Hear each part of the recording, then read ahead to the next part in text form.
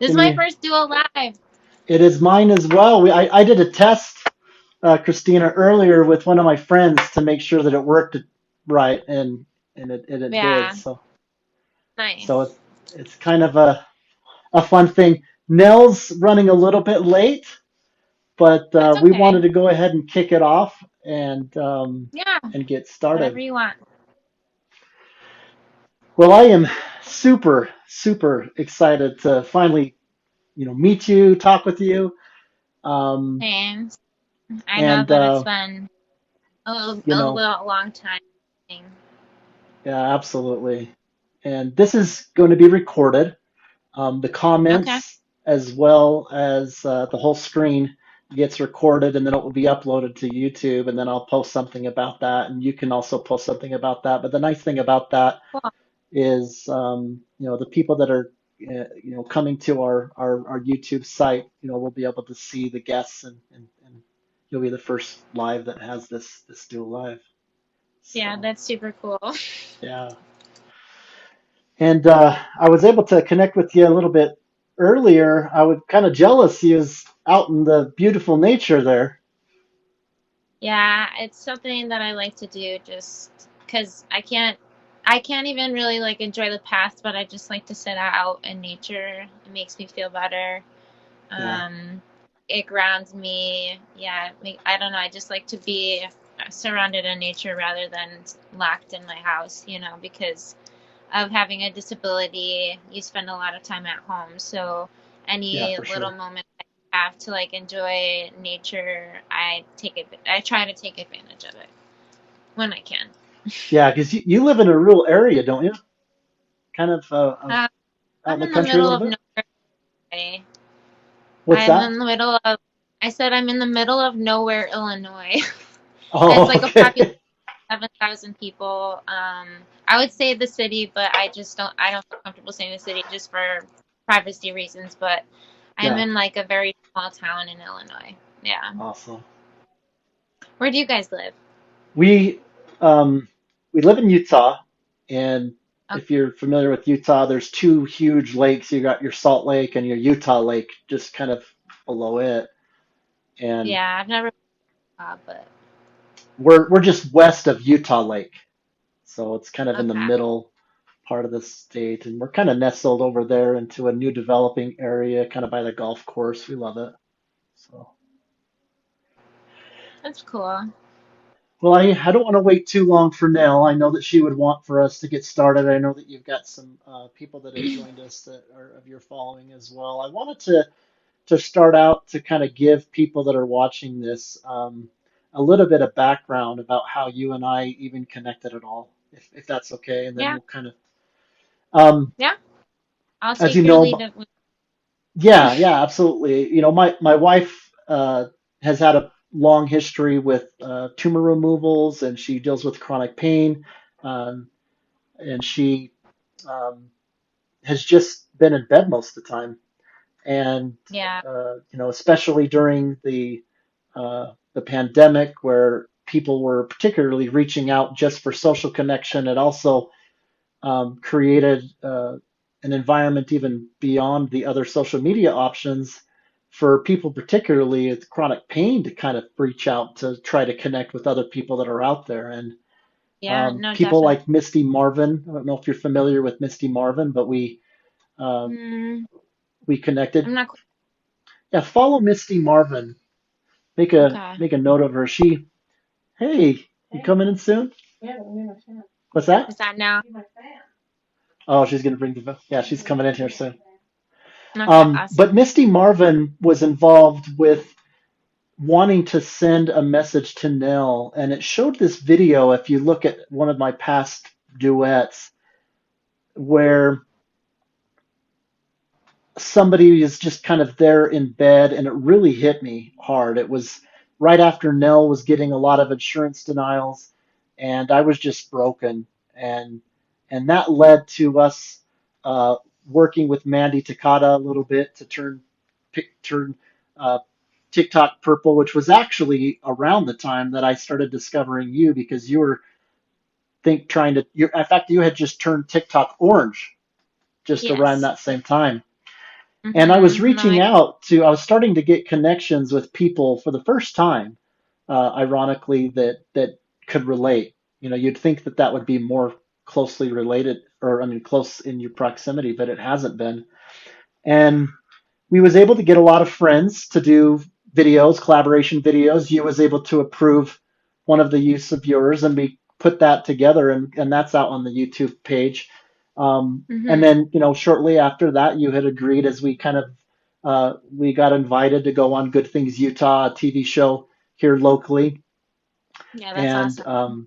we've been doing the weekly lives. And Antonio is in here. He was our last guest that you could see on YouTube as we kind of talked a little bit during the mental awareness mental health awareness month. We talked Yeah, about bipolar and some other things. But yeah, you I were struggle. go ahead. Oh, and I was just saying I struggle with mental health on top of like my physical health, so I totally Yeah, get that as well. perfect. hmm And so the timing, you had agreed to do this, and one of the things that I want you to know that I'm really sensitive about is, we get the spoony life. In fact, you had a perfect post definition of what it means to even be spoony. I remember when Nell had told me what spoony meant and I was learning about that. I had no idea. And Yeah, and so people it's don't know what's behind the spoony word, and yeah, like what it means, what it truly means to be a spoony. Like a lot of people don't know what it is unless you're in the chronic illness community, and then you learn about it, and then but a lot of people don't know about it. yeah. And hmm part of also what struck me and impressed me so much by you is not only just the content that you put there and how well you tell your story. Any person that is an influence in the world, they're a master storyteller, and you are absolutely that. Whether you know that or not, you do an amazing, gracious job of telling your story. It's Thank beautiful, and you have a huge following. And the reason why I want to bring that up, I've reached out even to the point where we have connected with the American Chronic Pain Association, and I've been on a conference call with Penny Cohen, the founder and CEO, and we did some collaboration with one of their contacts, Tim, uh, for a brief time right before the Good Things Utah segment. But after that, we ended up having a Zoom call with him and Nathan Osman. And Nathan Osman is the son of Alan Osman, who was the oldest brother of the Osmonds, right? If you're familiar with that world, famous singing group, like Donnie and Marie, it's that family. Okay. And Nathan is a friend. We've developed friendship, and he does singing and he does other things. But we're in the process of trying to come up with something more definitive to actually do possibly a fundraiser live on Facebook for the American Chronic Pain Association, and That's possibly awesome. even be on his podcast. So Yeah. things to come in terms of the definitive there. But I wanted to put that out there in terms of some of these players, because just that much alone with what they have responded to has demonstrates their character and their interest with this cause. And so Yeah. And that a so lot of people how do don't. you come into to play into all this? Well, some of the next steps is we're going to be having a spoonful of sugar. We're going to we're going to That's be cute. that'll be our nonprofit, and so we'll actually be getting into that to where we can do some of our own fundraising and things aside from the American Chronic Pain Association. And so we're Yeah. excited to kind of start going down that path. We got Nell. Hi!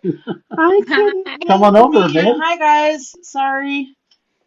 It's It's the life okay. of Now that was a long chronic introduction, but this pain. is the part that I really wanted to say and plug, and then I'm going to turn the time a little bit over to you, Christina. There is nobody on TikTok that is leading the chronic pain awareness area. I've searched. We are engaged with the players up Hmm. into the American Chronic Pain Association, and there's nobody at your caliber that's doing what you're doing. I hope you realize that. Oh, thank you. That And means so a it lot to me. is it is huge. to have you I need on one ear. on here. Yeah, let's get you. She needs to You guys, be I able to can't hear even you. hear you. I'm sorry. It's Can you hear? Can you hear? I can. All right. um So here. Hello, thank guys. you. I cannot, thank you for what you're doing. In fact, in so much that you have been a pioneer and a leader in what we have increasingly started to become a part of, and in many Yeah. ways are ahead of us. So it is really an honor to have you. So Yeah, thank you job for well that. done. Seriously. No, it's awesome that you guys wanted to do this with me. It makes me feel good to spread awareness and like tell my story. And I think it's really awesome that you're so supportive of your wife. It's difficult sometimes to have a chronic illness and to have a partner that Yeah. wants Yeah. to be involved in helping you and supporting you emotionally. So it's awesome that I think that you guys are great.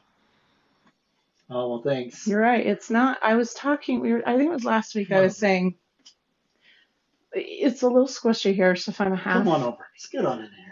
Get close. Uh, when it gets really tough, and we're talking day to day, hour to hour, minute to minute, you can't make a whole lot of plans when you have a serious or critical chronic condition. Hmm. It's almost like having an infant your whole life. That will take precedent, and that takes your energy and your time Yeah. every hour. You have Hmm. to baby it. It screams, right? Yeah. I So tell people. a Yeah. partner is Sorry. absolute. I was just gonna say, a lot of people are like, this isn't for me. Bye. I've I'm Yeah. not. seen people abandoned, completely abandoned. And Hmm. so, yeah, I'm extremely blessed. Yeah, from like their perspective, it's hard to see somebody that you love so much and so much pain and then there's nothing really that they could do except be there for you, but being Yep. there for us, all we need, you know what I mean, Hmm. at the end of the so no, Yeah. I think that you are a great example for like a couple that has somebody that has a chronic illness and a partner that is helping you navigate that emotionally and making a nonprofit and doing what you're doing is just awesome. Well, thank you. Well, you're one of our biggest examples, so Yeah, absolutely. no, And thank you. we know that part of the conversation that we see has been so needed is just authenticity about the ups and downs of that, even among success. Whether that's Yeah. in with you and your family and relationship and the whole dynamics that could be going on there.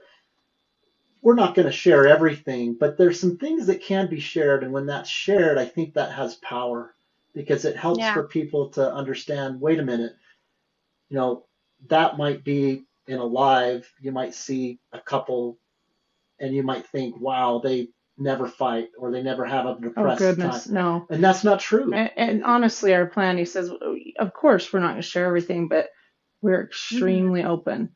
You can't go Yeah. into this and ask people to understand you and trust you without being a completely open person, save, very I heard personal information that could. close my window really quick because I think my Okay, Yeah, go neighbors yeah, ahead. you bet. are Absolutely. Okay. Don't say sorry. Get comfortable and I'll move the phone to Oh, you. I'm trying to. No, no, no, no, no, no. That's fine. Because I'm dipping out in and out anyway. Oh, okay. Yeah, I apologize if you hear that. I don't hear anything. You don't hear anything? Okay, Uh-uh. good. No. I just hear you. He must be doing something to his lawn, so. So, I missed the beginning.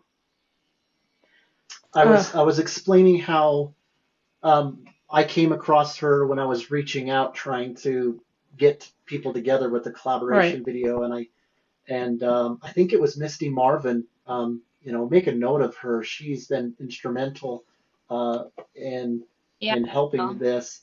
And if you're not following her, she would love that. And she I think had introduced me to you. She was like, have you checked out Rare Bones? And so Aw. when we started, looking at you, and I was like, what? That that is major, Yeah. major.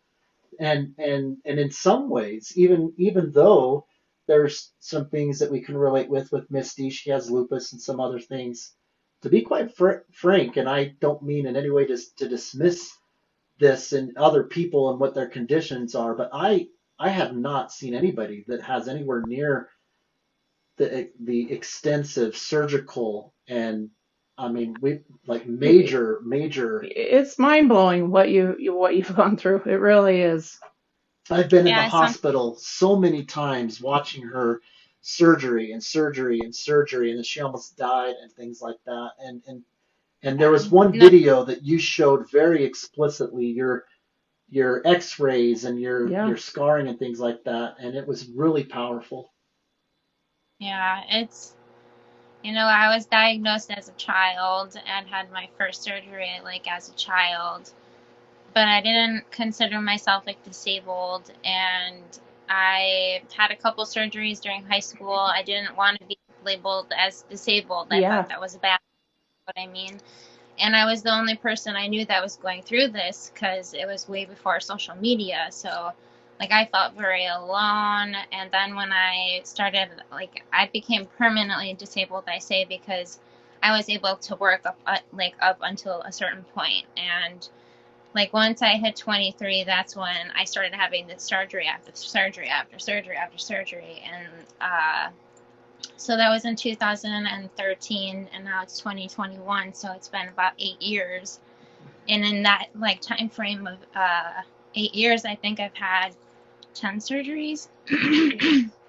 And it's yeah, and but people look at me and they see my makeup and they see, you Yeah. know, What's wrong a with her? little me trying to enjoy myself, or and they're like, because they haven't heard of the disease that I have, or because I don't look like to them Right. disabled, or know that I'm in pain.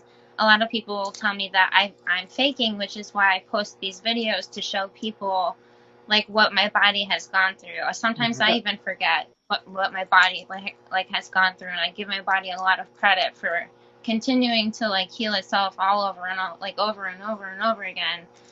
But yeah, it's been hard for sure. Well, What you just said about you know, I don't think, I wish everyone that had a disability, and that is, somebody used a different term just recently, and I loved it. They said, I'm not disabled. I'll have to find it because I think you'll really like the way they described it. Um, but that is what I do.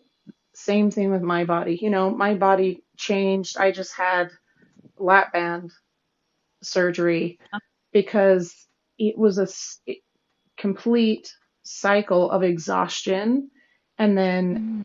not moving and then bone deterioration because of that and then it just was cycling. So I'm like, I have to help my body, but I'm always telling my body how impressed I am, no matter how many changes, no matter, Yeah, because that is absolutely critical in continuing the fight.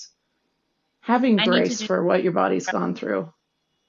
Yeah, I need to do more of that because sometimes I think like my head goes to the why. Like Yeah. why hmm was I diagnosed with this? Like why Yep. is this happening?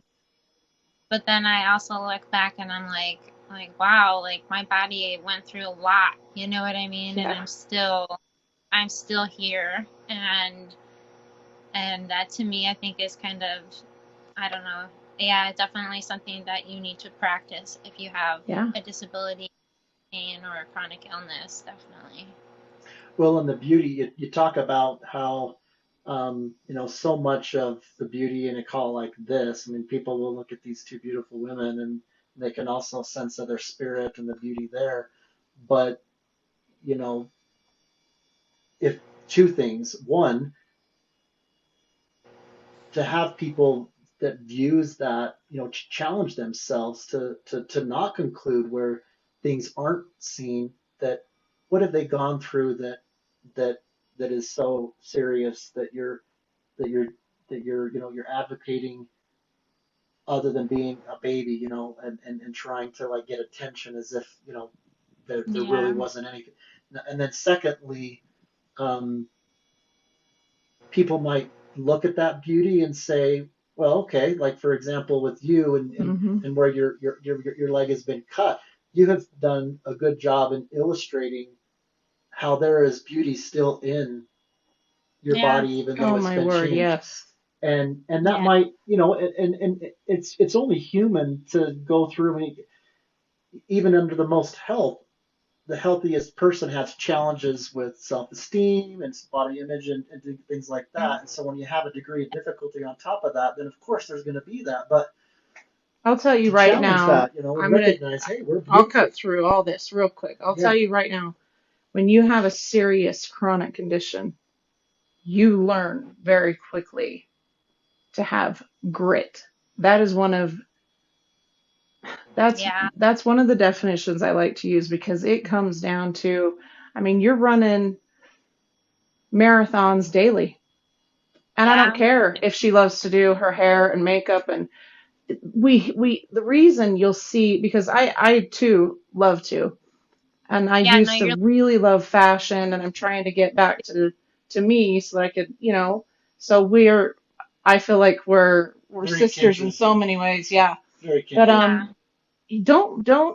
do not mistake, you guys, if you're someone that doesn't understand this. I hope you learn a really important lesson, and that is there is no reason that we have to give up what we love. And we almost even attach harder on a few things that we absolutely love because we're trying to remain, um, at least for me, I'm trying to hold on to Nell and not let all of my conditions define Like me. lose yourself to it or Right. So something. I could be in front of the mirror doing my makeup, almost in tears. I don't do Yeah. my makeup often, but almost in tears. I was late because when Rex came in and checked on me, I was like, I don't know, Yeah. I don't know if Yeah.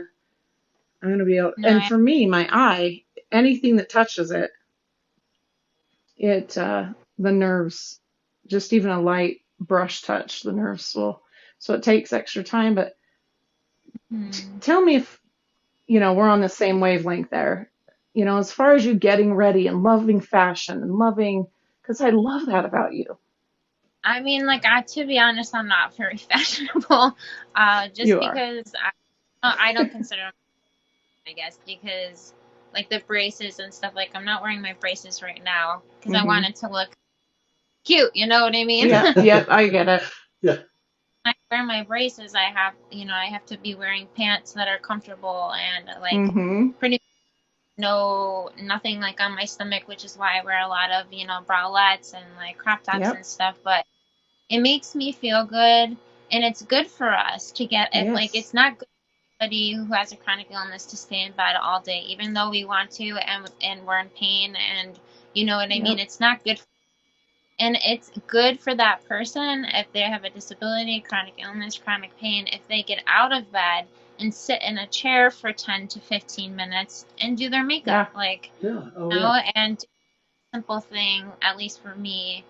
But I've loved makeup since, before I became disabled. But when I became Yeah. disabled, even more because I feel so crappy on the inside Oh, that when Hmm. I yeah. sit up for 15 minutes or, go on live and do my makeup and talk to you guys, it makes me feel good. And, I pay that price, like sitting in that chair for longer than, X amount of time. When I get off that live, I'm laying in bed. And a lot of Yeah. times Rex, you've seen me gone from sitting to laying down, Yeah. and that I'm Yep. my for that purpose because I know that I'm only going to be able to sit up for so long. But I think it's so important for people with disabilities to still hold on to like things like that, because otherwise you're Definitely. just gonna lay in bed and feel even more horrible. And it's Yeah. okay if you're not in whatever it is, just get up out of bed and sit for 15 to 20 minutes, Yeah. You I think guys, that. that it's so she's speaking truth. If you and also, I used to um need to be busy, busy, busy, busy. So then what happened is when this really turned my life in a completely different direction than I saw it going. Hmm. Oh I'd yeah, no, really beat myself up because my list was cut in half, and then it was yeah. cut another uh, in half again, and a half again, and then what, if you get up that day and you get in the shower and, tell yourself how amazing you are for getting up and getting in the shower or getting up and sitting. Hmm. Um, Yeah, no, those, and people again, yeah, they see you, but they don't understand, but it's not good for us to sit in bed and, yeah. um in pain and also like all day. It's good for us to get up a little bit. And Hmm. yeah, if you want to put some makeup on, if you want to, dress cute to just Hmm. make yourself better, I don't Yeah. see what I need, Yeah. you know. On my worst days, well, I do it a lot, but I have a favorite perfume.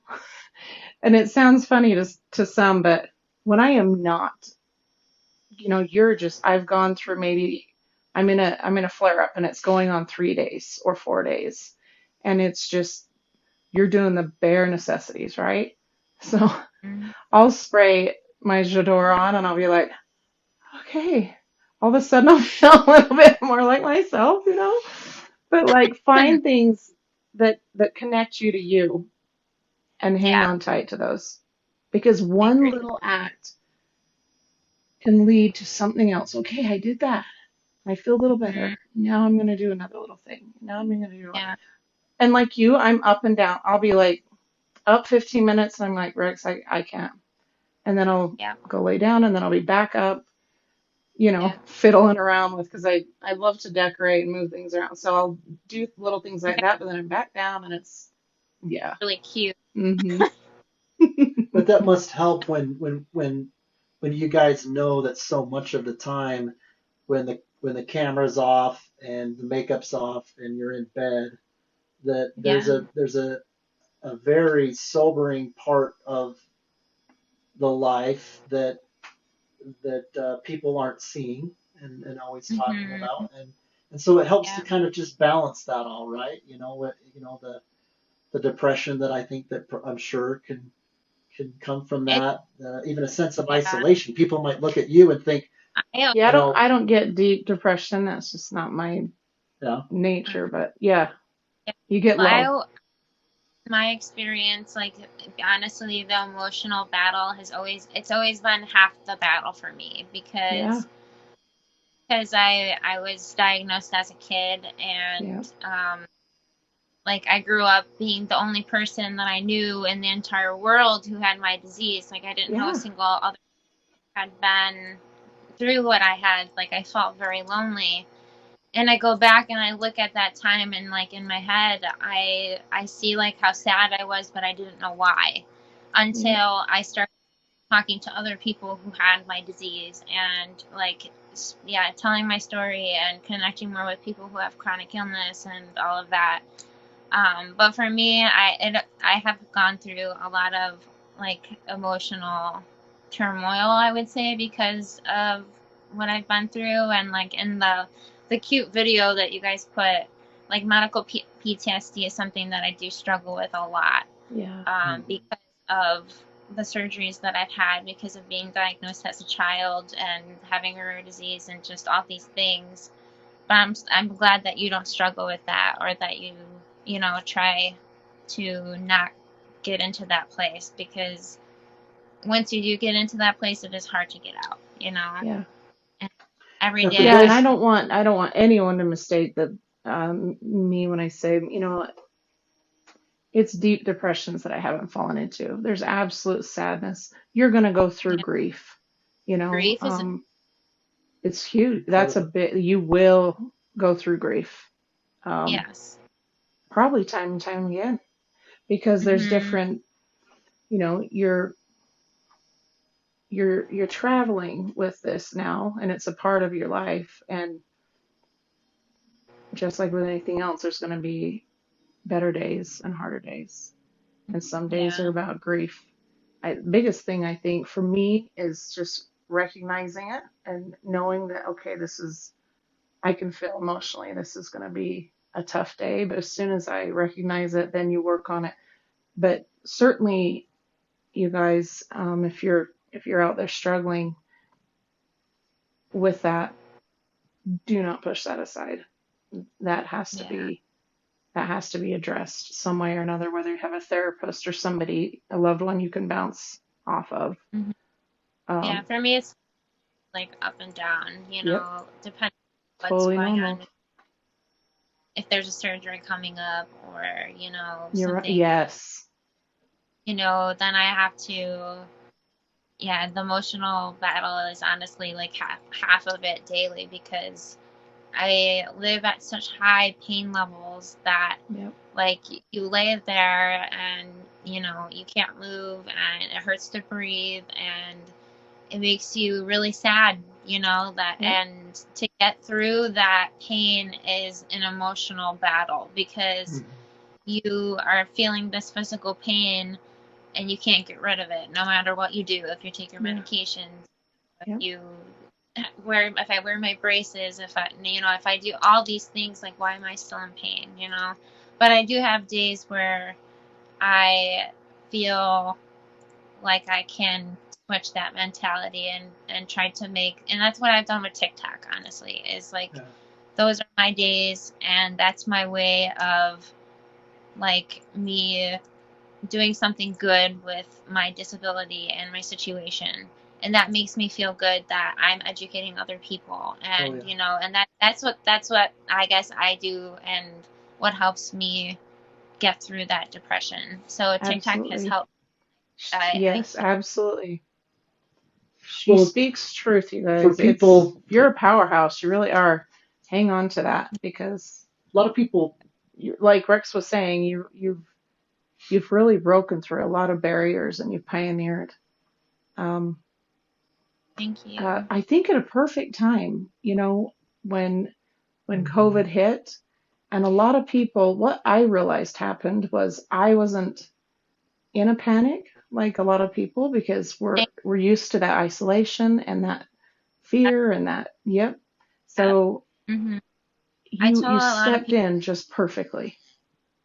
Yeah, I started like in like August, and I Hmm. before that I just defined like, but I've always been on Instagram. So like if you hmm follow me Yeah. on Instagram, I've been Well, we will documenting now. every yeah, I'm following 8 years of surgery that I've had. I've documented on there. I love Um, it. but TikTok more when I started seeing other disabled creators and other girls that are my age that have a rare disease or something, and I was like, oh, that there's actually a disabled community on here. you. Yeah, yeah. There's a community on here. There's a chronic illness community on here. I'm going to try to tell my story and try to educate as many people as possible. And I did not think that I would get to the point that it The has. response. Um, yeah, I did not expect to have, this many people follow me at all. Because Yeah, and so, I didn't know. I had no idea. I mean, I know very intimately what we've gone through in terms of just the suffering and the torment, but I had no idea how widespread it was. And I still don't think that I have really the best sense of it because even though you see like you're following and art, people that are starting to follow us and do the different things, those are people that are just searching in those places. There's way more people that aren't in a space where they're even on social media. They're just isolated, in bed by themselves or in hospitals, feeling like the yeah. world has just gone on without them. I was feeling like that Nell was, Well, experiencing a lot of that. but for me, what got me through for so many years was uh, watching a lot of the similar to you pioneers, but on YouTube, and them sharing, and I've gotten close to many of them, and I've watched 12 of them pass. So and it's like, well, having a family member pass away. But That's why there's a Yeah. lot that are on social media, but they're not commenting. They're not posting anything. They just don't want to feel isolated. So there's so many of you out there that are watching, and we're here for you. And our mission is to find you. And I love that you're on here because you are one of those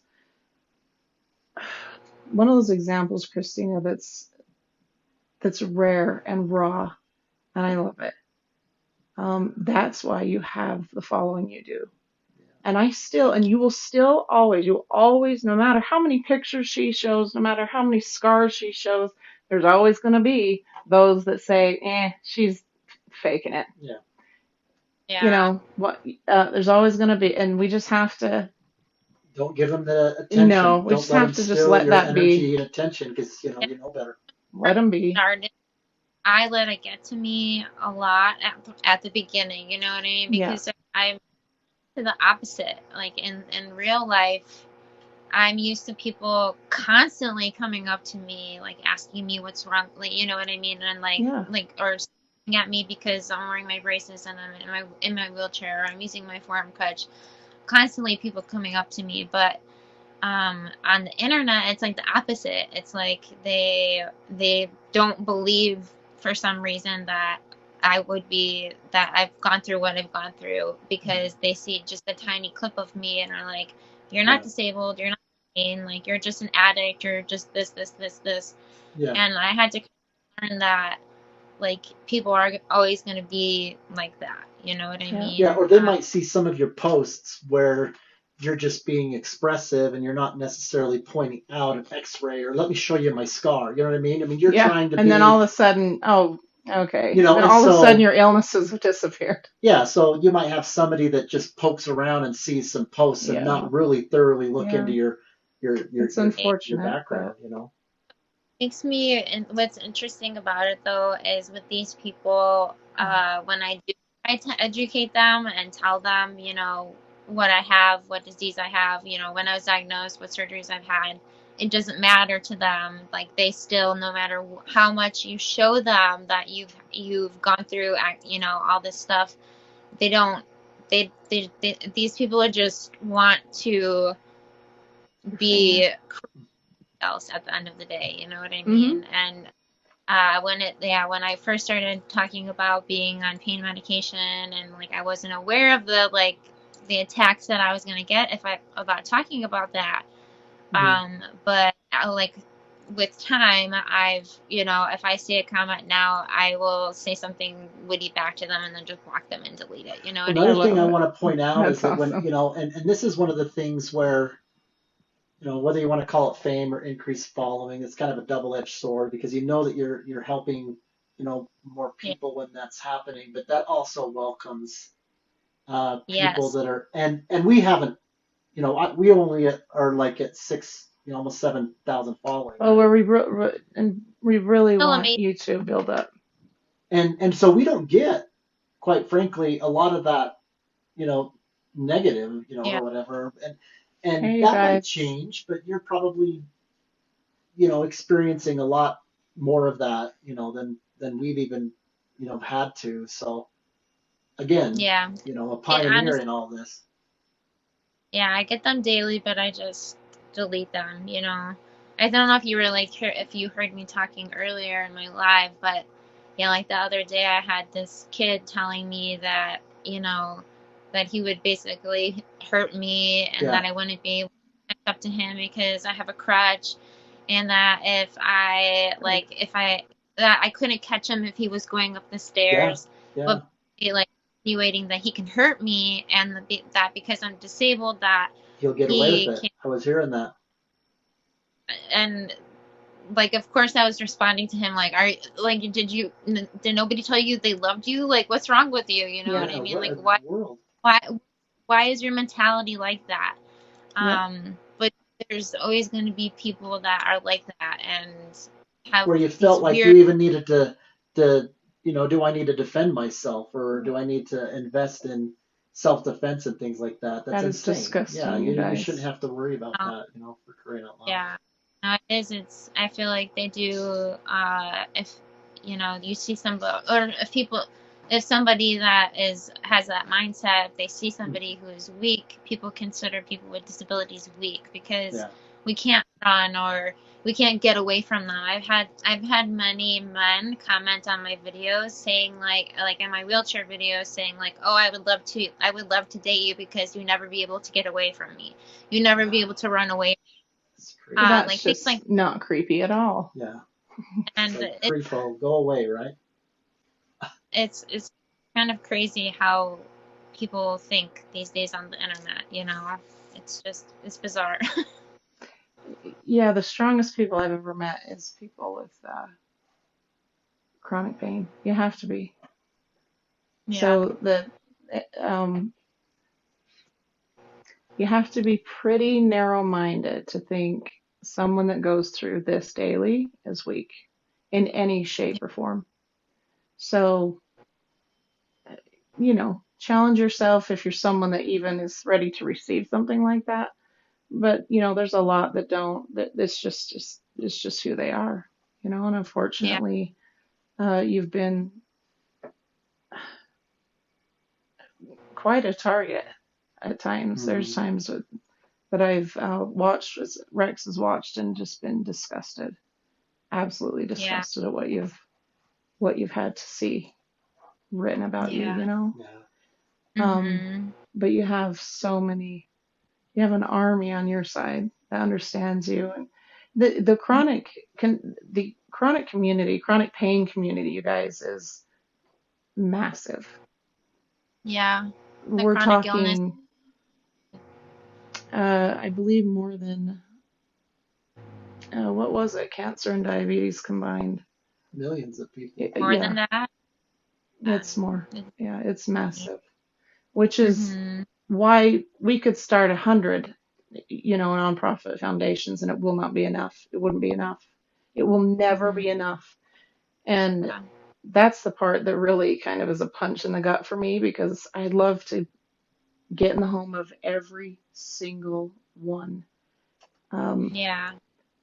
just to let them I. know they're not alone, and they're not Mm-hmm. being questioned, perfect the way Yeah, they are, and should be yeah. looked up to. Too. That's how, like, I don't know. I like to go live because, yeah, like a lot of people will come onto my live and be like, oh, I've been through this too, or I've been Yeah. through this too.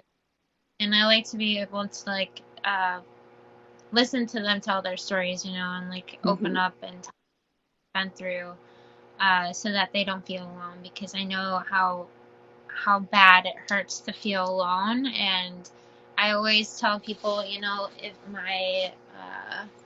if my lives are a safe space, you can tell Yep. your story here. And um, yeah, that's something that I really believe in, and Yeah, you're I enjoy. very, very gracious. A You lot of know. people that are watching this are barely just maybe getting to know you and the whole mix of all of this. They don't have any.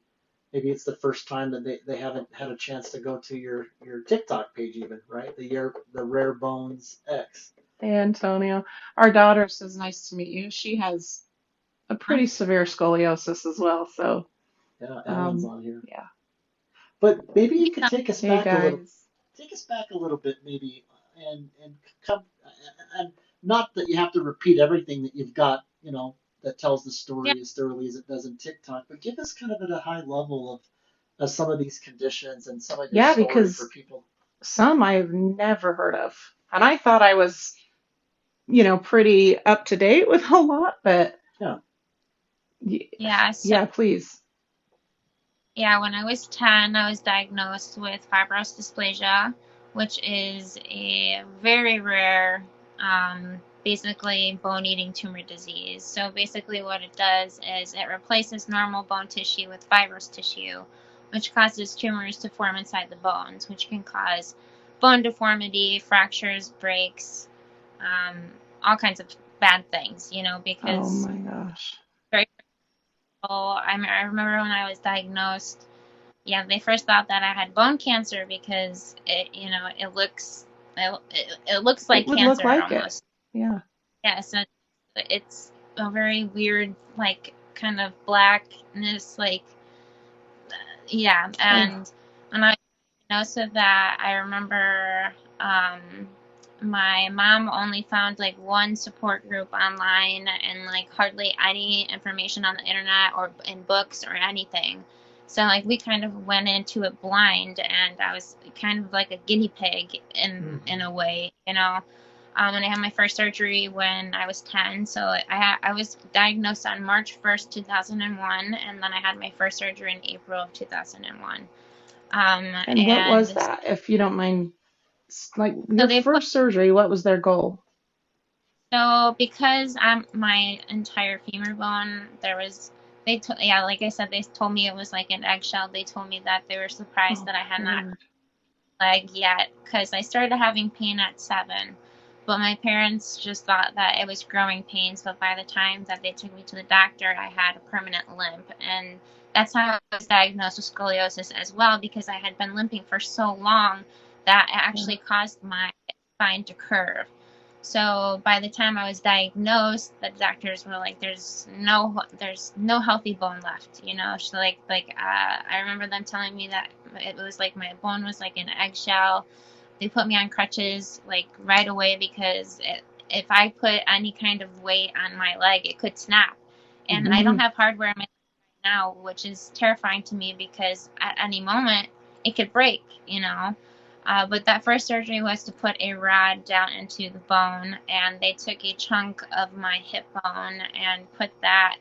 They tried to take the fibrous dysplasia out, but I guess the doctor did not know. Like I said, this was in 2001, and the Right. doctor told me, you know, I would have one surgery and I would be fine. But 20 fibrous years is dysplasia, a big deal as far as yeah. where we are medically. You know what I mean?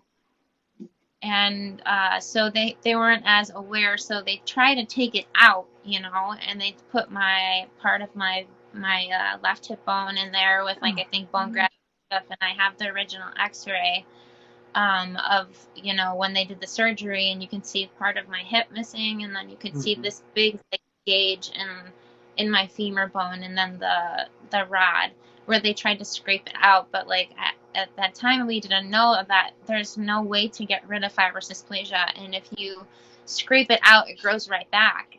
If you put donor bone in that bone, it grows right back. It turns that donor bone and that, you know, whatever. I know that I had like a rod of bone put into my femur about, I think, like 5.5 years ago, and it's already completely gone. my But Lord. yeah, so that was the first surgery that I had. They put the rod in my leg and like a screw at the top and I think two at the bottom. And then I had to have that re. I had to because I started having pain at 17. I pretty much, after I was diagnosed with FD, between in school, like in high school, that's when my scoliosis got really bad. Yeah. So, like, once again, the doctors told my parents, you know, you need to take her to physical therapy, otherwise her scoliosis is going to get bad. And I don't know if my parents just couldn't afford it at that time or what, but Possibly. Yeah. it went un untreated. So, by the time I was 15, I was very insecure about my body. My shoulders were completely uneven. Um, my hips stuck out very, very far. Um, I like when I bent over, I had like a hump on my back, and I was so insecure about my body. And I remember I would cry to my mom and be like, I don't know what's going on. Like, why am I like this? And she'd try to, you know, like tell me to walk, you know, like normal. She didn't Hmm. know, you know. Yeah. Yeah. Um, Back in 2005, again, right, kind of before social media and stuff like that. Hmm. Yeah. But I actually found a picture of a girl online that was like, it was like a clip art image. It's still on Google, and it showed her body, and it showed like the body looked exactly like mine did on the outside, but it also showed the spine on the inside. And I printed that picture out and I showed it to my mom, and I was like this is what's wrong with me. I'm like, I Yeah. figured it out. Someone's like me. She Yeah, she brought me to the doctor, and by that point, my scoliosis was so bad that I had to have surgery. But the doctor that did my first surgery, he didn't fix enough of my spine the first time, so I had to go in a second time when I was 16 and have them bring down the level because he only fused I think 3 of my vertebrae. I don't know why, but I woke up from that surgery still very crooked. I have like the x-rays of the comparison from before my first scoliosis surgery, after my first scoliosis surgery, and after my second. Right. And after my they brought it down, like that helped my hips. But I'm fused from T11 to L3 for my scoliosis. So that's only a few of my thoracic and lumbar spine. The rest of my spine is still curved with scoliosis, which is why my shoulders are still uneven and my hips are a little bit uneven because, yeah, and then I have the issue where I broke the screws and that I had a bilateral pars defect, which is basically a bilateral fracture at my L5S1 joint. So basically that joint, like when the doctor went in there, I remember him saying that it wasn't even intact anymore. It was like rattling. And they had to fuse that, and the doctor put plastic rods in the back, and he put 4 screws, 2 on each side, and put bone grass in there. And I spent that year, I was in so much pain, and I worked with my pain doctor, and I was supposed to get a spinal cord stimulator, and then I had this crunching pain that came out of nowhere. And it was so bad that it got to the point where somebody could hear it. Like, you could actually be sitting next to me and hear the hardware shifting in my spine. Like, as, like, like TMI, but being intimate with your partner, and you can actually hear it, the stuff in my spine moving. So I called the doctor, and he said, it sounds like hardware issue, and I found out I broke 1 screw. And then the doctor, he blamed me for what happened, and he made me go through another spinal cord stimulator trial, and it failed. And after that, he didn't talk to me, I think because he was afraid that I was going to sue him. I've had that experience with a doctor before, so. Where what? When I hemorrhaged, he completely changed. He completely changed his personality. And yeah, I went straight to the hospital administration. I was like, look, hemorrhaged, almost died. I'm pretty sure it wasn't anything I did, Yeah, no. Can't believe it. I'm sorry. So sorry. Yeah, but when they got in there, so the plan was for them to take out the plastic rods and put in titanium rods and remove the 3 unbroken screws and replace those with larger titanium screws, and then remove the half of the screw, and when they got in there, I broke both screws on the right side somehow, doing absolutely nothing. And that was your fault? Is that what they were apparently you moved too much, or? I was bedridden after surgery. I'm not kidding. Like, it was the hardest surgery I have ever had, and the recovery was the first time I ever had to go to a rehab center for almost a month. I was in the hospital for a month and a half, and I wasn't used to that.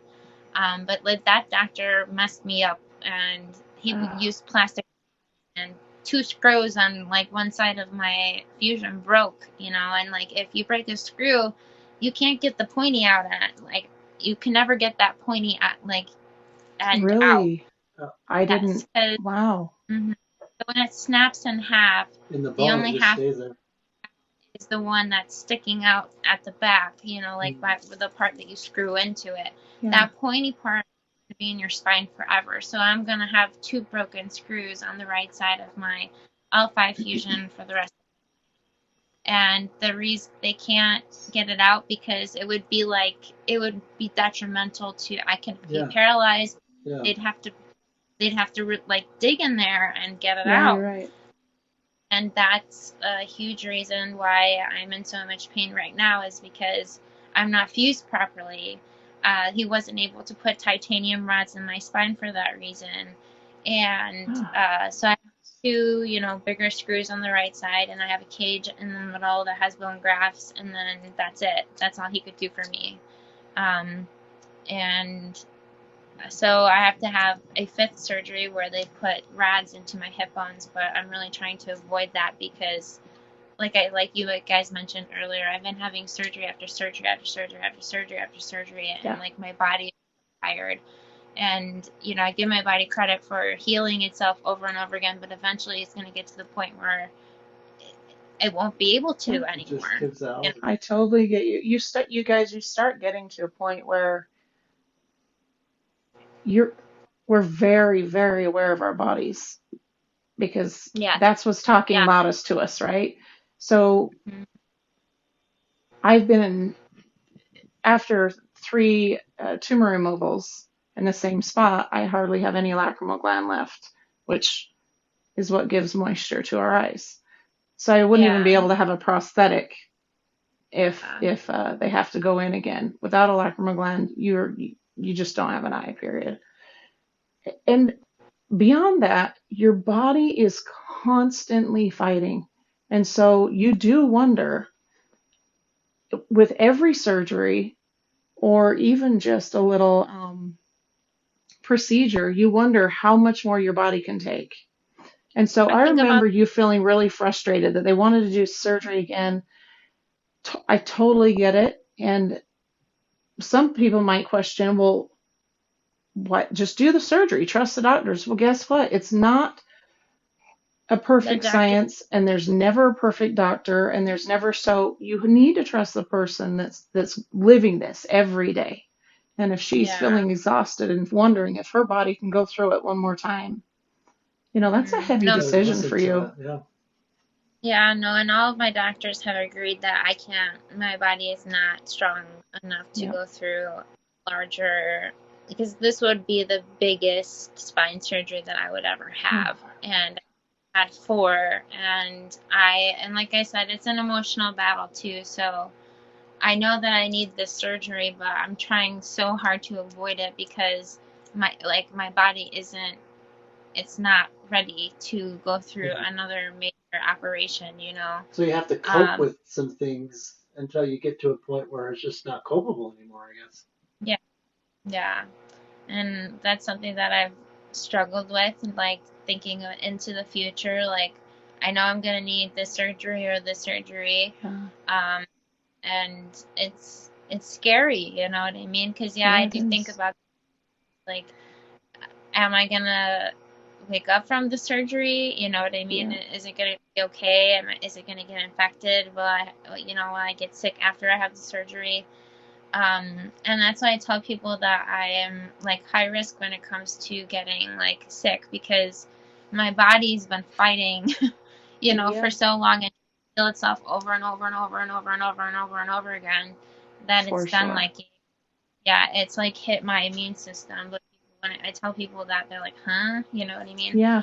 Um, Can I ask you what do you go through uh, in terms of guilt? Do you feel guilty of the changes that have been brought into loved one's life and what they've had to, Because this is where it hits me. So I don't struggle with sacrifice? depression so much, but the guilt, yeah, eats me what, alive. what, A significant other or a So friends or I'll give you some examples because this is where, someone might deal with anxiety more, someone depression, someone me, the guilt will just eat at me. You're no I, longer you're no longer an I, active mother. You're no longer a good mm, mother. You're no longer a decent wife. yeah, You're not doing um, no, kind of the I, duties now, that society expects. you know what I mean? now, now that you just explained that, Yeah. I struggle with that very Yeah. much, or like I'm a burden, or Mm-hmm. a reason why. Yes. A big thing with me is seeing another person sad because I'm in pain, and Oh my word. Yes. Huge for I don't me. like the reason why somebody is sad and crying, like that breaks my heart. Like, I Yeah. remember when I was back in with my mom, and she had never seen me at this level of pain before, Yeah. and she would go into a different room because it was too hard for her to see me like Yeah. that. And it's hard to know that somebody who loves you, Yeah. has to experience those feelings of sadness and seeing And you in pain grief. and Yeah. grief. Yeah, they have to grieve as well. Parents, significant others. Yep. Um, and like my relationships have been different. My ex, I was normal and then became disabled. But with Max, I was disabled, but I had surgery way faster than we thought that it would be. But Yep. I do a lot with feeling like a burden or, Yeah. yeah, or like feeling guilty because I can't be normal and I can't work and I can't go out and enjoy things sometimes, and it's a daily battle for sure. I so Yeah, get it. it's And then inter- you with your mom, uh, Yeah. that exactly, that was because I'm really close to my mom and I've always had a protective nature over her. And so Yeah. when she seen me, I'm gonna I have to was lay down. just there because they live a couple hours away. So I had been staying overnight and she had watched me go through pain for hours. It was all day. And she just eventually dropped to her knees, sobbing, Yeah. just kind of, this outward prayer and sobbing. And so it's another level of isolation sometimes, you guys, that we choose because It's it's true. one of the hardest things to do is to watch a loved one Yeah, suffer suffer. with you and not be able to do a thing. Exactly. Especially our yeah, mamas, right? No, It's and hard. I, much as, man, I know my mom carries like a lot of guilt because, like I started having pain when I was 7. She didn't take me to the doctor till I was Yeah, 10, but I bet. she carries that guilt around with her, and I will give my mom credit for this. She has been there for me, and I'm gonna be 31, and on June 1st, she has been there for me every single surgery that I've had. She stayed with me almost the entire stay, every single time, like Yeah. hospital stay with me almost every single surgery that I've had. And then like the rehab ones, obviously she couldn't stay, but like she will take off work and be there with me, and that's something that I give her a lot of credit for. Oh, Um, huge. She sounds amazing. she cries to me a lot, or like when she asks me how I am, and I'm honest with her about my pain. She'll start crying and say, like I like mourn for you. This Hmm. isn't the life that I want for you. And I think it is a little different for a mom. It's Yep, hard for a significant other as well, yeah. but absolutely. I for sure, like if you've seen your child or your baby suffer for a long Yeah, period of time, it's very hard on them for sure. yep. Mama's love is totally, there's a very fierce attachment. And especially if Yeah, she's feeling that guilt, like, could I have seen that sooner? But guess what? My kids, two of them have scoliosis. They both were checked in school. They said they have scoliosis. We did exactly what they wanted, took them straight to the doctor. And the doctors were like, it's very mild. Well, it wasn't. So yeah, I get where is coming from. Like, I should have pushed for that X-ray. I should have pushed for that yeah. CT scan. But we trust in professionals, and you know, And like kids sometimes, well, for my mom at least, she's like it wasn't like I woke up one day with like pain and it didn't go away. Like it was kind of like it started slow at first and then it very progressed to, gradual. whereas bad. And yeah, like I know that she carries that guilt, and Hmm. like I I feel bad that she feels that way, but there's even if she had taken me a different time, who's to say that I mean probably would still be in the same situation that I am right now. Mm. And I do try to think about the way that she feels. Like I'm not a mother personally, but obviously if I was and I had a kid, I would feel the same way that she does. Yep. You know. Yeah, absolutely Yeah. you would. Uh, my daughter is in her mid 20s now, and so there's not much they can do other than, she goes to the chiropractor, that was Yeah. hard to spit out, or therapy, but you know, you really have to be comfortable with your therapist as well. As they're working your body, and some are a little harder than others, have a little less compassion. And Hmm. she really, really suffers right at the base of her spine because it's like an S. Yeah. And Yeah. yeah, I totally understand that. Just if I think on that too long, then it eats me, just like your mom, I'm sure. Yeah. My mom actually has scoliosis, Does she? and she didn't know. My mom and my sister have scoliosis. My little Okay. sister, her hip sticks out a little bit, and I actually Wow. told my mom that my mom had scoliosis, and until she went to the chiropractor and they did an X-ray, and she has mild scoliosis. And then my little sister as well. Um, her hips are uneven, but she won't go to the doctor. I think she's too scared because she's seen everything that I've been through, that she That's doesn't want to see her understandable. spine. She Yeah. doesn't want to accept, she has something that she's seen her sister, back go through or whatever. Yeah, that would be But terrifying. my mom and my Are, sister both have scoliosis Oh, wow. minor, and mine escalated because of my fibrous dysplasia. Yeah. And if I had been normal, you know what I mean, I would have gone through puberty. But that's when it's bad. That's when your spine curves the most, is when you're going through puberty. So but yeah, my little sister has it, but she's like, I don't want to go to the doctor. I don't want to, She's terrified. but yeah, why she would Yep. feel that way. are the conditions that Hmm. you've gone through all bone related? Yes. So pretty much everything on me is skeletal.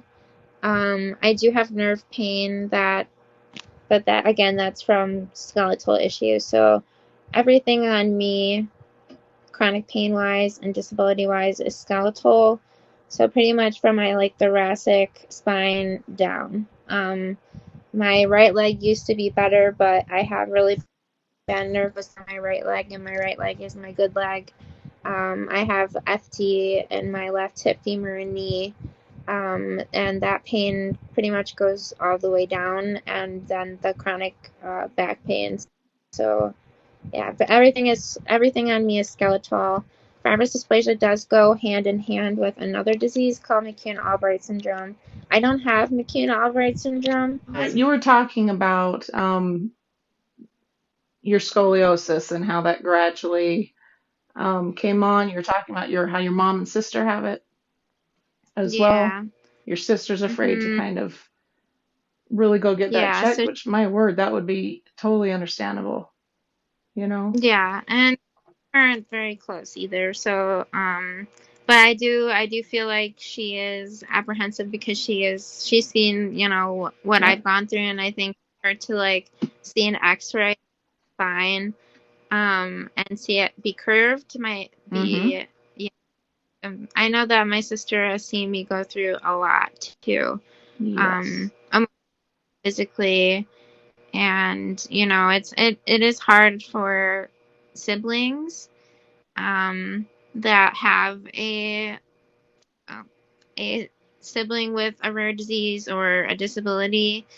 Like when I was diagnosed with fibrous dysplasia, like at first everybody thought I had bone cancer. It was this big deal, you know what I mean? Hmm. And Yeah. when I had surgery, family would come over and they would bring me gifts or whatever. And like I remember my brother getting upset, and he was just under 2 years older than me. And I remember him getting upset because he in his mind he's like, oh, she's getting gifts, you know what I mean? But over time he kind of learned that I just I this was just my life, and Yeah. my little sister is pretty much all she's known because she was only 2 when I was diagnosed. So, That's pretty much all she's known for her Mm-hmm. bigger sister. Yep. I'm But impressed by both of you guys in so many ways, but one way that I know that in comparison I really struggle with, and that's anger. Um, Now I don't know. We don't have to get into what you're angry at. I'll share a little bit, and that a lot of my anger was towards my higher power, God or whatever. I mean, I've really been just trying to reconcile myself with um, how a so-called loving, what we would call Heavenly Father could do this to my wife and what I've had to witness and how there could be any meaning in that. So not to put you on the spot in terms of sharing any of the beliefs that you have or that you don't have, but can you relate with that in terms of just going through anger issues of some kind? so I when I was diagnosed with FD, that like a lot of people, to be honest, come onto my page and they'll comment like, Jesus loves you. If you just believe, he will heal you. And I remember, so like actually it was like I got two things I need. So I was raised Catholic and I went to CCD, and my best friend when I was, I think, nine, like 8 to 9, her brother had leukemia, and he was my brother's age, and they went to school together. And then me and her were at a different school, but we ended up going to middle school together. But my brother and him went to school together. He passed away from leukemia like right before I was diagnosed with FD.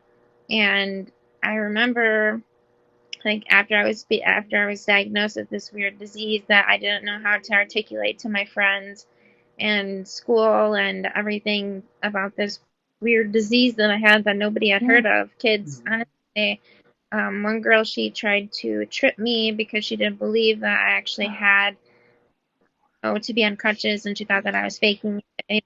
I went from being on no crutches to being on crutches. Um, and yeah, that was hard, Yeah. kids. And How they treated um, you. yeah, but so I remember after being diagnosed with FD, I got on my hands and knees every single night and asked like why was I given this, like why do I have to have this disease, like what did I do to be diagnosed with this, Mm-hmm. and like as a kid I couldn't wrap my head around it. Yeah. And I still went to CCD for my parents, but I started to drift away, I guess, from having a higher power. I do consider myself a spiritual person, but Oh, more not about religion, I guess, because I do feel anger, and I felt anger since I was little, that like why was I chosen to live this life? Like what like why, Yeah, from and the I do get universe angry. or whatever, right? Yeah. Yeah, I get angry at, yeah, like when people tell me that God will heal me because he can't. And like as a child, I got down on my hands and knees and like begged for that, and yeah. as a little kid to go through that, it changed my perspective a little bit. And that feeling of loneliness, you know, kept on until I was 23 and I met somebody else with FD. But yeah, I don't consider myself a very religious person, but and I completely respect all religions. Um, I I don't know what, I think there's something out there. I believe in fate and Mm-hmm. spirituality, and I think Mm-hmm. that there's has to be something bigger than ourselves, but I just don't know what it What that is. If that is. makes Yeah. any. Yeah, for me, and one Real way. quick though, I completely respect this. That's such a personal journey. Yeah. And I can't Yeah, imagine, I got my first tumor when I was, well, it was in 2000. They found it in 2002. Took it out yeah. in 2003. But anyway, I That can't imagine as a child Mm-hmm. having so much going on with your body and trying to understand and form a relationship with God. And then here's the problem with many women and men in religion because I absolutely believe in my Heavenly Father and my Savior, but I've detached from religions, and this is why. Yeah. Uh, when you have someone saying to you, if your faith was stronger, or, Yeah. that is so destructive and so Mhm. Right. almost damning to some souls. And some souls check out because of that. They Mhm. check out of this That life because they're not good enough. And I'm not um, about that. I will not tolerate it. I won't tolerate it in my feeds. So, and I say Mhm. this a lot. Yeah. This has to be not just a safe place, but a sacred place. Because to yeah. me, I've told Rex when he's come in angry, and I've explained it to him. With me, I just have told him I don't need to know the whys. I'll know that one day. Um, I need to know how I can make this something good, because it's look what you're doing now, you know? Yeah. You're No, that special. You're that incredible. You're that special. thank you. Like, You are if too. I don't care what you believe, but just believe Yeah. that Thank you. there's never, ever, ever a moment you should be thinking, or anyone that's suffering out there should be thinking that they've done anything wrong, that God has forsaken them, or whatever spirit or higher power you believe in, that you've been forsaken. It is so quite the opposite. That's something that I know for myself, and that I hope that I can help others know just a little bit, but Yeah. you're No, incredible. thank you. No, you are very. I feel like you have a very positive, like view on things that, like some things that I need to work on.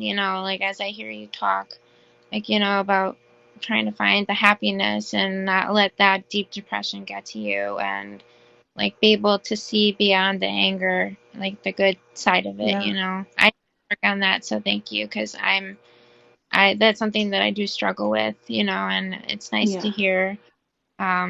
It's nice to hear that, those things. So Yeah. thank you, I'm because so glad that you've taken it, because I don't ever want to come across ever. That's a nightmare of mine, of coming across. And I even talked to Rex about, we need to be careful about, you know, maybe talking about our beliefs in Heavenly Father and our Savior too much, because we recognize and respect where anyone is. Is that? Yeah. yeah, My So that's a great fear of mine, is for anyone to take something that I'm saying It's preachy or as yeah. preachy, and feeling like I'm Judgmental. not there yet. You are exactly where you're supposed to be. You're exactly. And anything that's going on inside of you, not one other human being has a right to judge. They true, don't know. Yeah. They don't know what you yeah, go through minute to minute to minute. And quite honestly, you guys, when you're dealing with something so severe, time slows down. it And does. those hours for us, a lot of people are like, the day flew by. And I'm like, what day is it? Mhm. Sometimes I lose track of time, but it certainly is not racing anymore. Yeah, And can you imagine time feeling like it's slowing down when you're in a suffering state? it's horrible. Yes, horrible is very lightly put. You put it very nicely. Um, so when I look at you, whether it's on your the uploads that you do, or right now, I'm gonna cry. No, you guys are so sweet. I see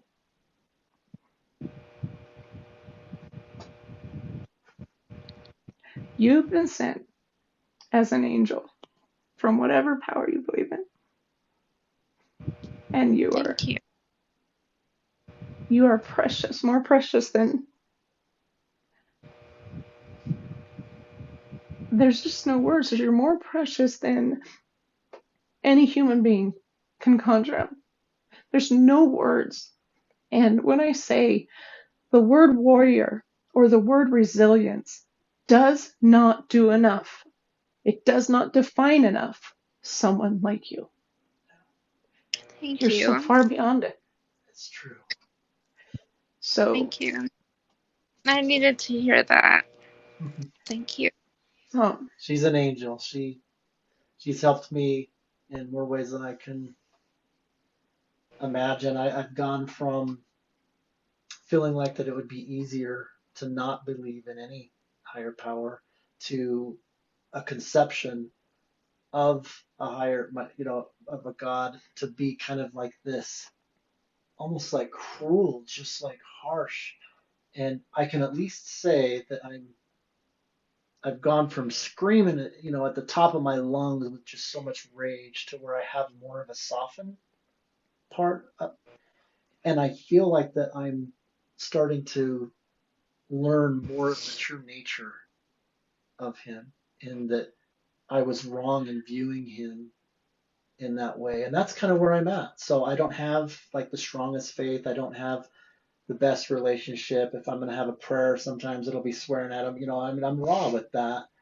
But I've at least with me, and she's influenced that in that crisis, if you want to call it, especially as I would liken that also to what I would call more of a mature faith. And I don't know if that rings true to you in terms of not in the contrast of an immature faith in terms of us kids, but when you're a kid and you've got your faith mixed with the trust and that innocence, that mixed with human interaction yeah, then you're not going to that understand. makes grave errors.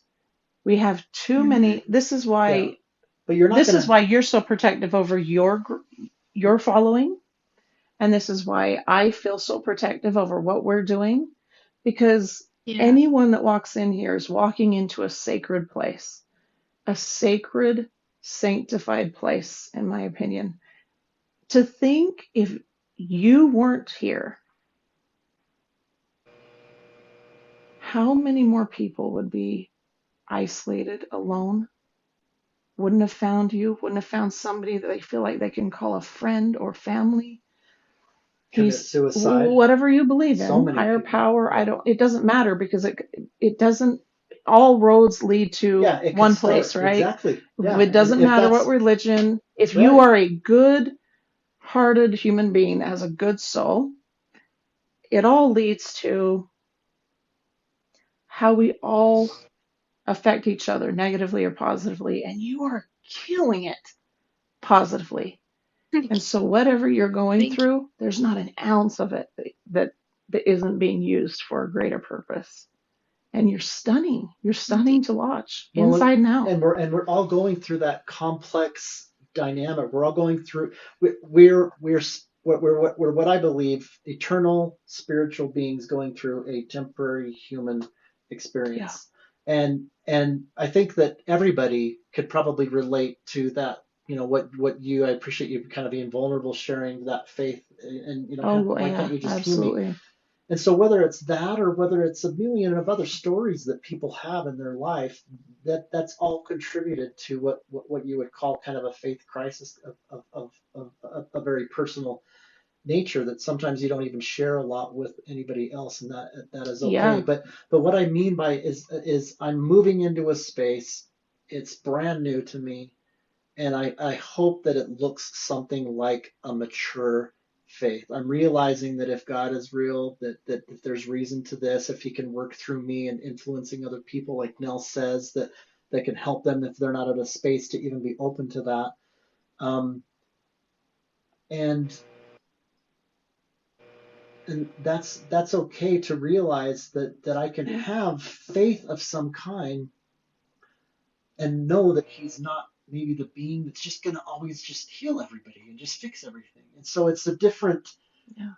it's a different kind of correction process maybe in terms of kind of understanding the being that he is, but that doesn't mean that, This is you know my what I mean? view. Does that make sense? I'm just going to cut through it, and this is my view. And some may think it's extreme. I really don't care. One thing chronic pain has taught me is to be absolutely authentic, because, as we're suffering, and we're going through so many changes within our mind and our body and our emotions, and I just I feel like we have every right. We have every right to say, hey, this is our story, good, bad, and ugly. You know what I mean? Yeah, yeah. But Yeah. I would flip that completely on its head of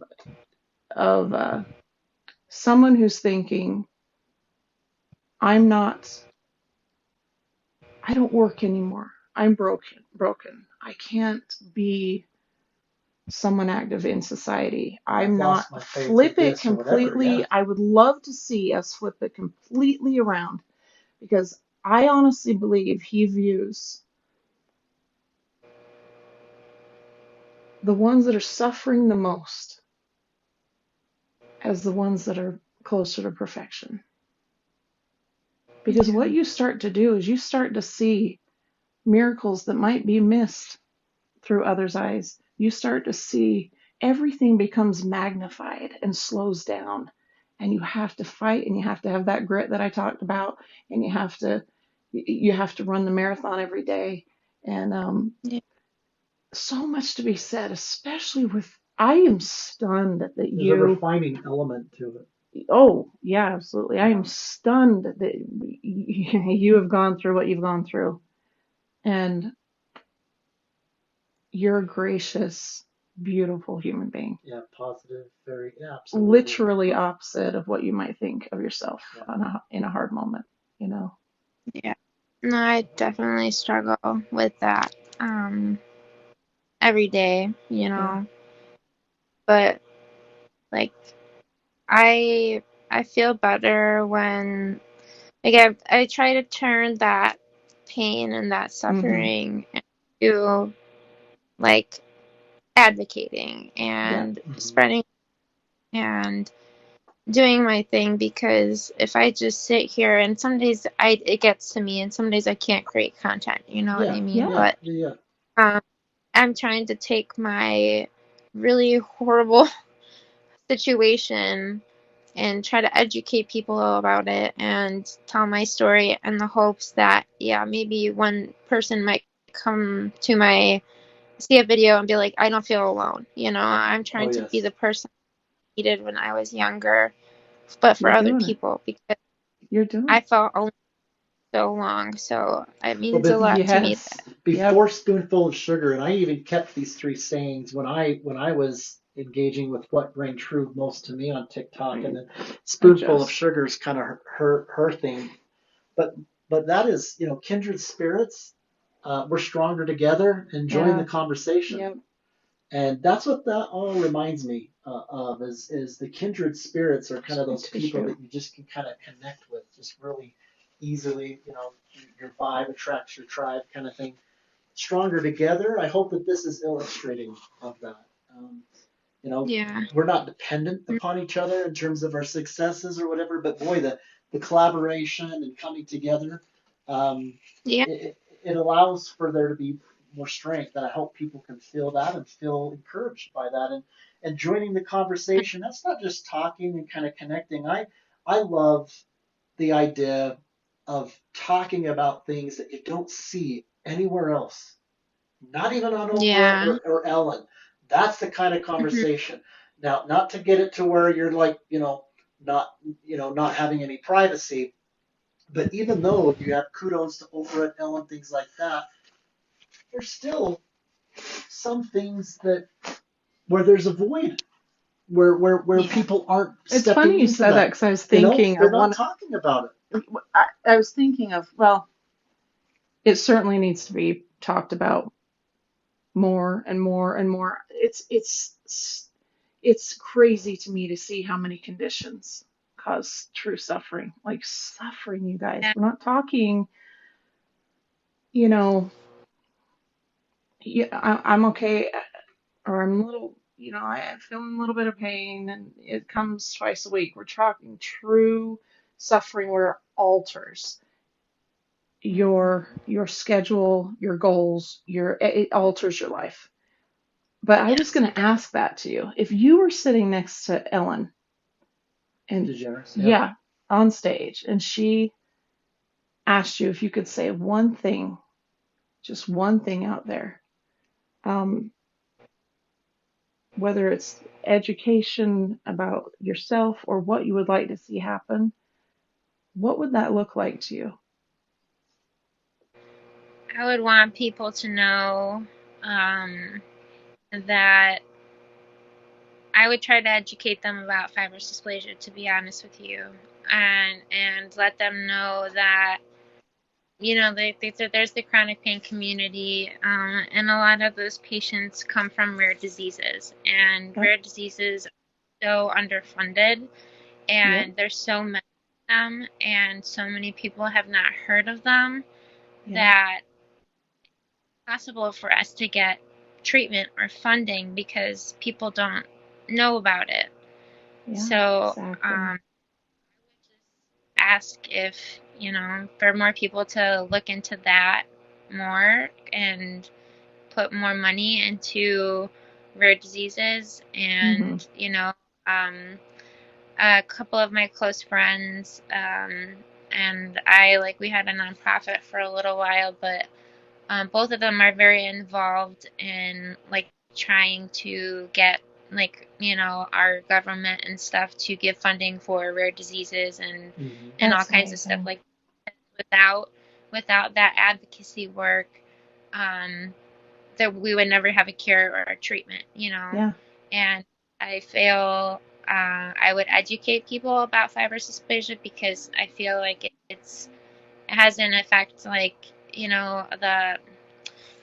what was that movie, Pay It Forward, where, if Yes. you help 3 people or you do something good for 3 people, those people are gonna, be able to, it's kind of like that. Yes. You educate one person, that person Yeah. has the potential to educate other people. And in doing so, more people will be educated. And that's what I hope, and I would just say that, I don't know, to anybody who has, a disability, love your body, love yourself, love your scars. I love it. Yeah, tell your story because, I don't know, I've learned that by sharing my story that it's helped people and me. So, Yeah, you don't have to have the same diagnosis. My no. tumor is extremely rare, and the fact that it's Mm, come back 3 times, yeah, they're that's now horrible. at a point where they're learning from me. They've only seen it come back twice because it can flip on a dime and become malignant. And if it does, it's very aggressive and very quick. I want to know what yours is, and then I want to share mine, and then I want to be sensitive because I know that we can't Oh, stand. to that question? Yeah, we unless you want to continue, maybe after us just sharing what we would say on a show like Ellen's, we can Sure. wrap Well, up I know what because mine is. When I think about, you, someone in here was saying, you'll have to forgive me, I don't know who it was, but somebody was saying to you that you taught them about being a spoonie, what a spoonie was. And that's Yeah. where Actually, Spoonful of before Sugar you, came for me. yeah. So the way I get through, and it's very similar to what she was saying, is I don't care how many spoons I have, if it's just one, if I'm that, or if I'm even, close to negative. The whole idea of Spoonful of Sugar is saving one spoon for service every day because that feeds your soul, which then feeds your I, body. And so, and I agree. some days, those days where we have, and so a lot of times it's unexpected where it's tough and we need that day in bed. Sometimes there's times where you just need to allow your body to rest. Yeah. And so some days that spoonful of sugar needs to be given back to you. And it's the same service. You're just loving yourself. And that's so critical.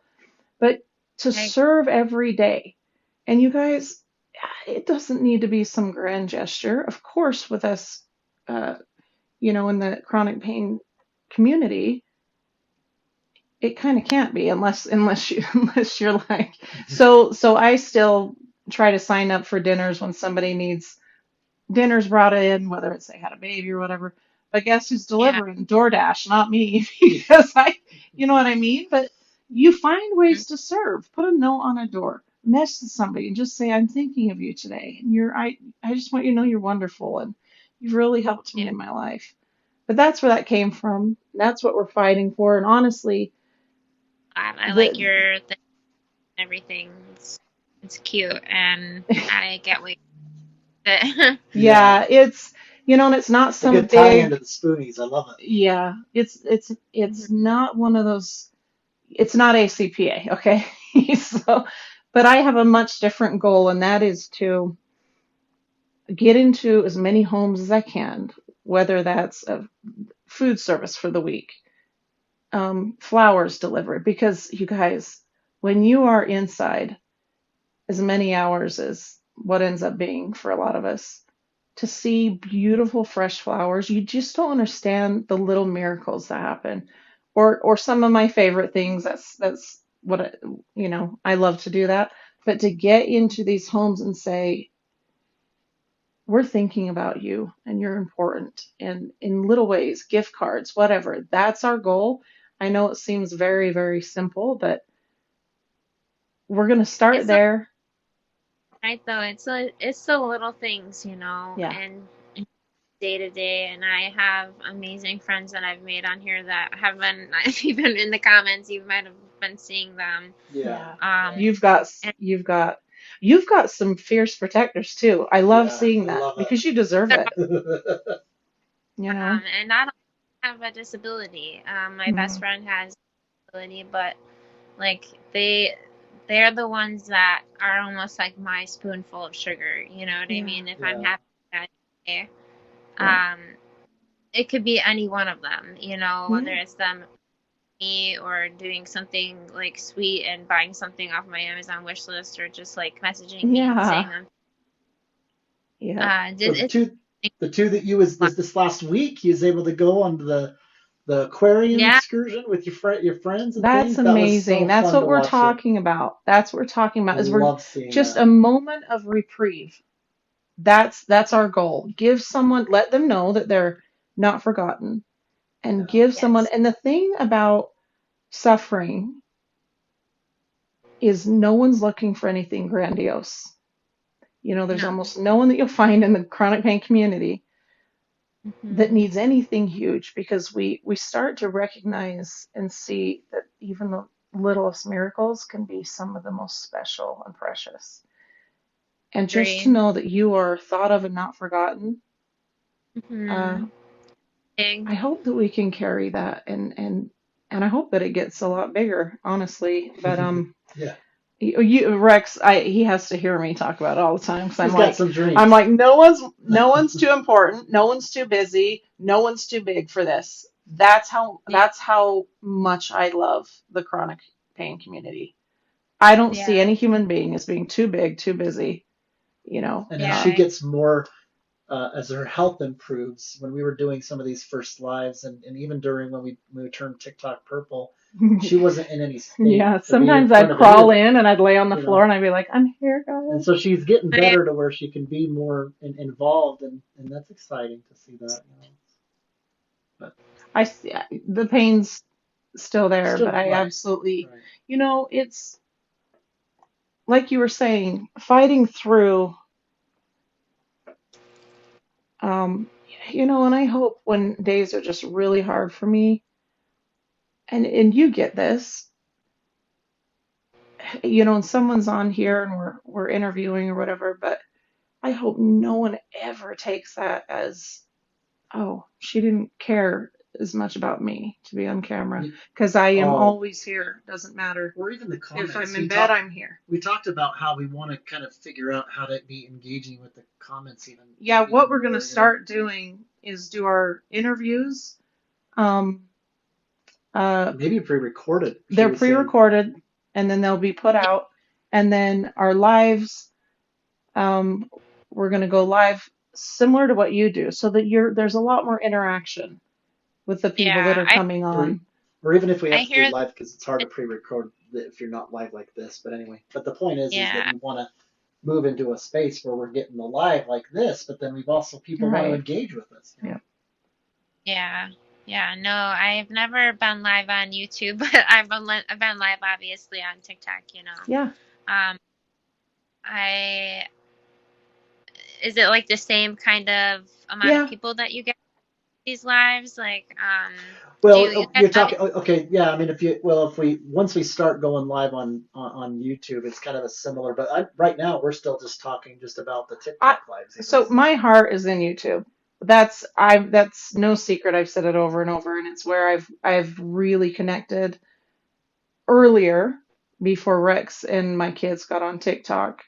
That's where I had my, and what I love about YouTube is Rex and I will be able to start putting together uploads about just our life outside of pain, whether we're cooking or we're decorating. And then they don't limit, we're not limited on time. The upload can be 2 hours, 3 hours, and I know I that's more, but I the have. biggest difference for me. So right now, like what we're at least doing is if you have a live like this without any other app that does screen recording, it doesn't record Yeah, well, yeah, comments. You could still use it to save it. So I record this and it also records the comments, and then I'm able to edit it if I need to and then upload it to YouTube. So that's kind of what we're doing right now. you're so right, Um, Antonio. You're awesome. but can I share what my Yeah, message I would be, totally and then we'll let forgot. her go? I'm Because sorry. you forgot about me. That's great. I Whoops. found pretty fast. Yeah, because we gotta let you Yeah, go. Yeah, I'm turning her a little bit, but it's yeah. worth it. Yeah. That's I'm what I. so glad you guys in future lives or future, please be honest when you're, even my eyes kind of going because of the light, my eyes kind of freaking out.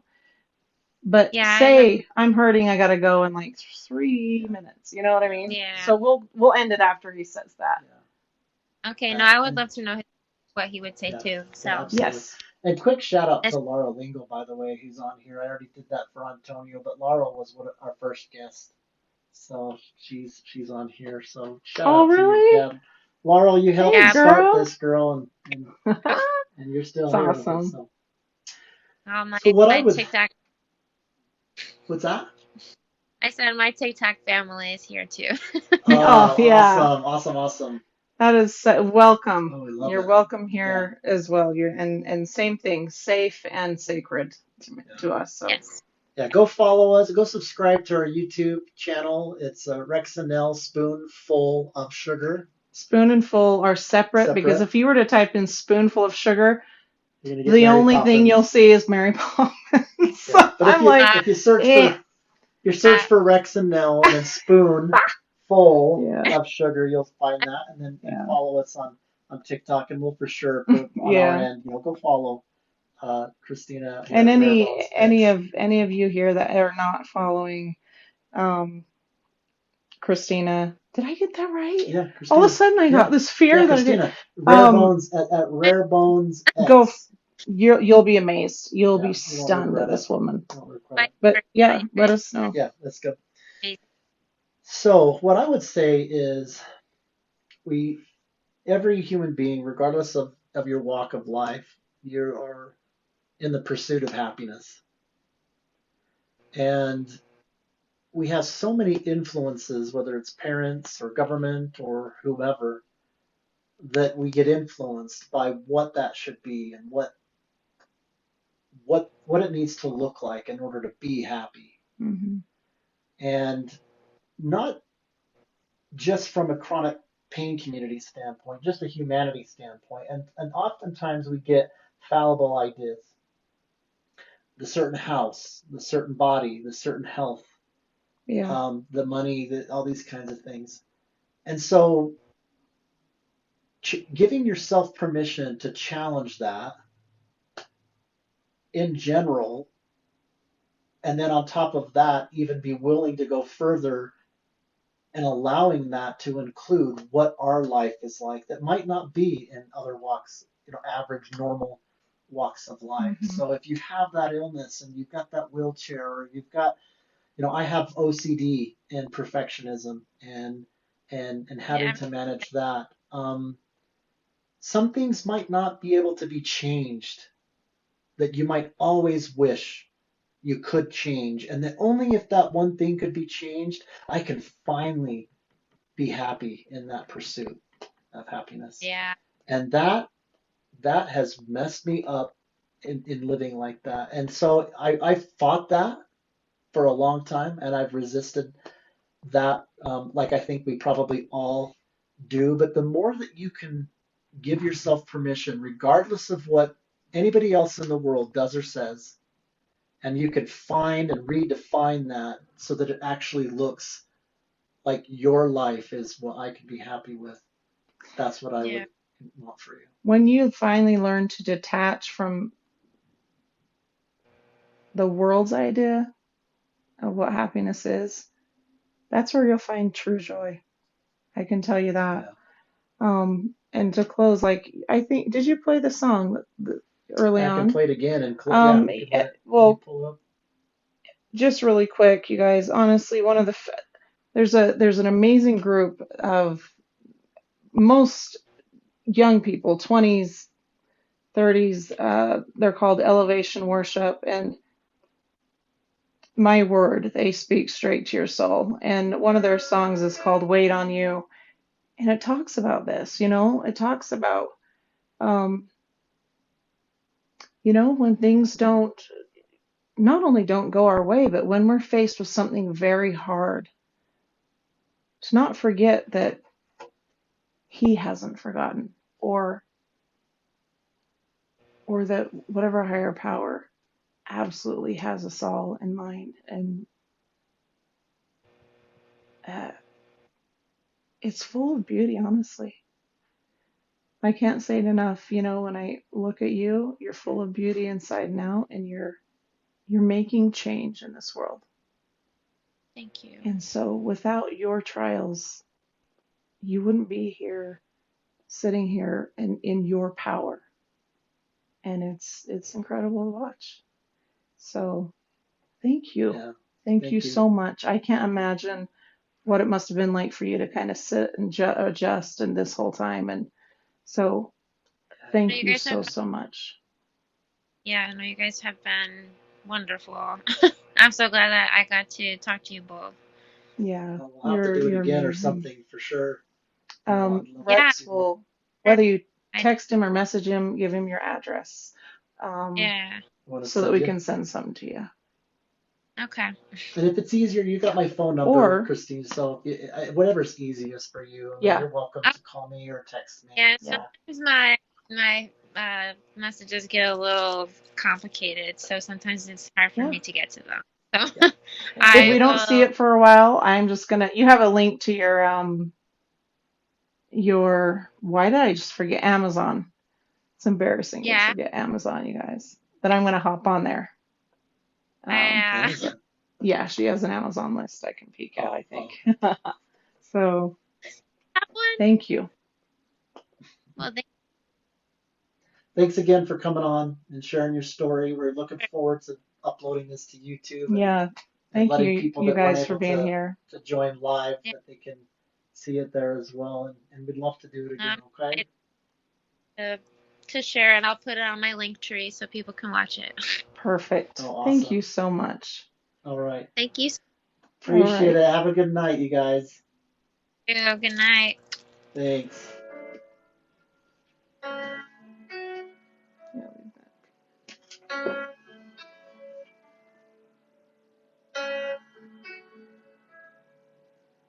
I don't believe in fairy tales.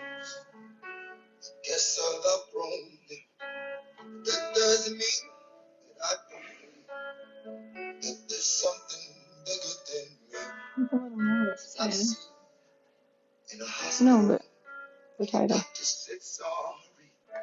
Go ahead and enjoy Wait on You from Elevation Worship as we just kind of close. You guys, whoever's still on here, you will love Elevation Worship.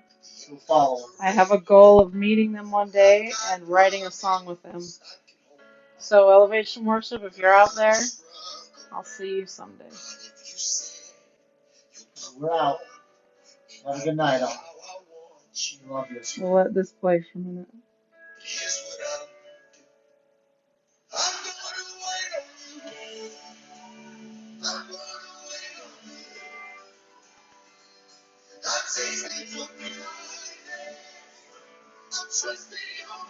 Bring your arm in under. Bring your arm under.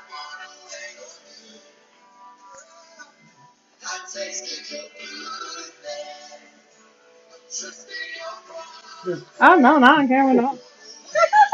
I don't do PD again.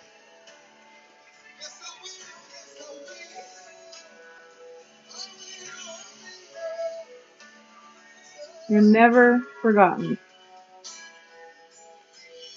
Every second, every pain, every fear, every moment of strength, every moment of wondering where you belong, who you are, he's right there with you.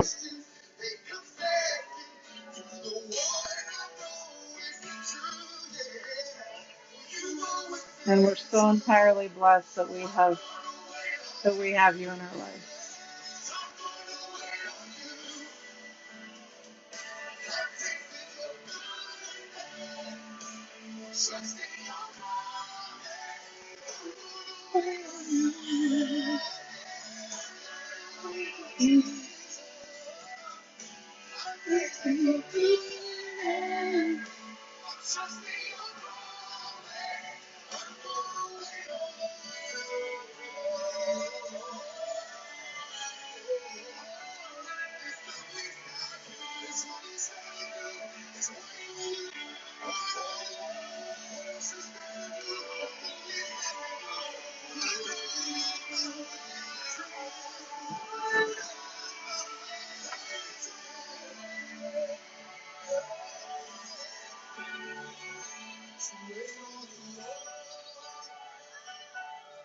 Don't you ever, ever, ever lose hope. You hang in there. That's Nell's art.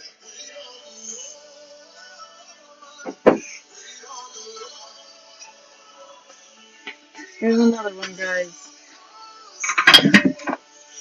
Ready? I gotta tip it. Another one, piece of her art. There's reason to have joy every minute of your life. There's no reason if you're suffering, there's no reason to think that he does not plan for you to have true joy in his life. And that's so good out below. And then remember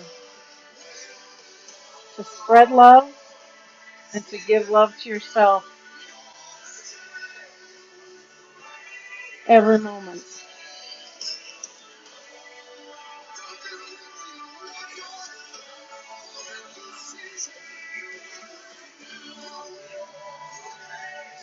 These are what will keep you going. They're what will propel you forward. They're what will help make long and lasting change in this world. And we're severely depleted right now. There's a lot of confusion and hurt. I have another piece, but it's not. And it's actually called peace. But you have every right to feel hope, joy, love, and peace in your life. We love you guys. Have a great night.